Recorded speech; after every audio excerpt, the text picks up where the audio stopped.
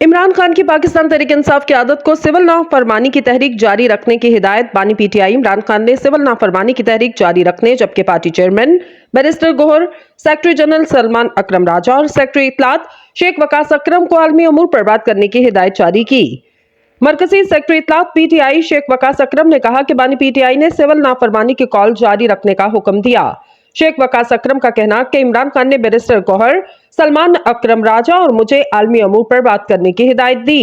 ان کا کہنا تھا کہ بانی پی ٹی آئی نے کہا کہ پارٹی کے پلیٹ فارم سے ہم تینوں کے علاوہ عالمی امور پر کوئی بات نہیں کرے گا۔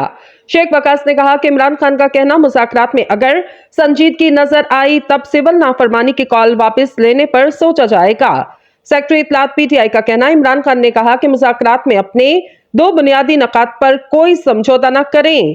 پہلا مطالبہ بانی پی ٹی آئی سمیت تمام سیاسی قیدیوں کی رہائی اور دوسرا مطالبہ 9 مئی اور 26 نومبر کے واقعات پر جوڈیشل کمیشن کا قیام۔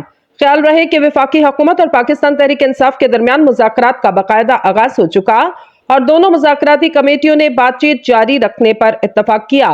حکومت اور اپوزیشن کی کمیٹیوں کے درمیان دوسرا اجلاس 2 جنوری 2025 کو ہوگا۔